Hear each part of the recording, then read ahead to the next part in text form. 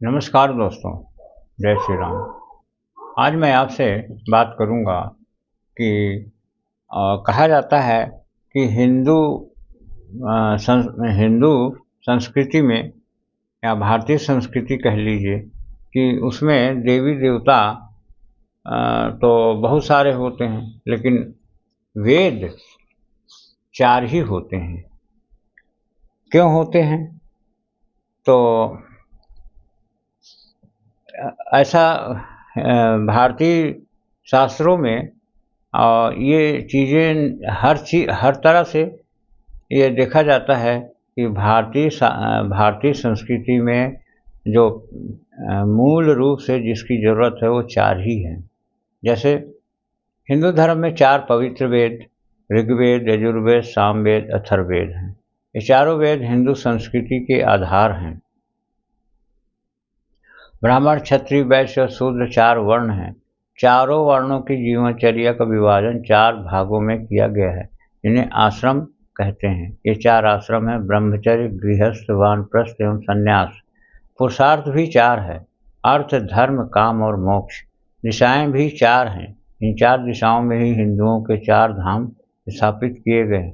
उत्तर में बद्रीनाथ, दक्षिण में रामेश्वर, पूर्व में जगन्नाथ धाम, पश्चिम में द्वारिका। ये चारों धाम 4 वेदों के प्रतीक हैं। बद्रीनाथ धाम यजुर्वेद का प्रतीक है, रामेश्वर जी ऋग्वेद का प्रतीक है, जगन्नाथ अथर्ववेद का प्रतीक है तथा द्वारिकाधीश धाम सामदेव का प्रतीक है। इस प्रकार से और भी बहुत सारी चीज़ हो सकती हैं। हमने तो इन्हें सिर्फ आपके जानकारी के लिए बताया है कि ये 4 चीज़ें हमारी मुख्य हैं, लेकिन हो सकता है और भी हों, क्योंकि एक चीज़ निश्चित रूप से है कि भारतीय संस्कृति में आप ये चीज़ देखेंगे कि कभी भी कहीं भी किसी चीज़ का कोई अंत नहीं है। 4 वेद बताए गए हैं। 5वां वेद महाभारत को बताया गया है। ज्योतिष को भी कोई न कोई वेद बोलते हैं। इस प्रकार से हैं, बहुत सारी चीज़ें हैं जिसे हम अपवाद के रूप में भी मानते हैं, लेकिन जो मूल रूप से जिन चीज़ों की जानकारी हमें है उसे हमें मानना चाहिए।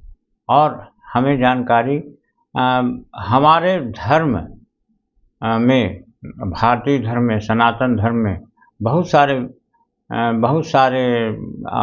ग्रंथ हैं जिसका कि हमें कुछ पता भी नहीं है। और एक मूल ग्रंथ है जिसे हम भगवद गीता भी कहते हैं। तो इस प्रकार से हमें ये खोज में रहना चाहिए कि हमारे धार्मिक ग्रंथ कितने हैं, वेद कितने हैं। रामायण आप देखेंगे, रामचरितमानस के अलावे भी बहुत सारे लोगों ने लिखा है रामचरितमानस।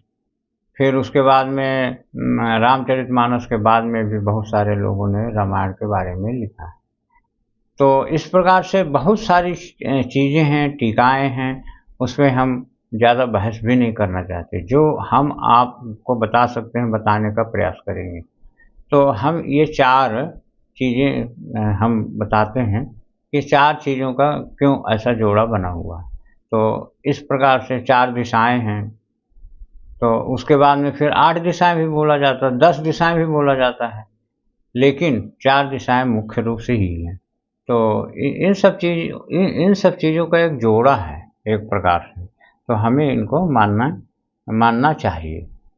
तो हम एक जानकारी के तौर पे आपको बता रहे हैं। हमारी आपसे कोई अपेक्षा नहीं कि आप हमें विद्वान मानिए, या हमें ऐसा कुछ भी ज़रूरत नहीं है। तो हम आपको सिर्फ एक जानकारी देना चाह रहे हैं, उसे हम आपको बता रहे हैं। तो हम वीडियो को यहीं से एंड करेंगे। वीडियो को आप लाइक करिए, शेयर करिए, सब्सक्राइब करिए और कमेंट बॉक्स में आप लिखिए। ओम शांति शांति शांति, सर्वरिश्व शांतिर्भवतु।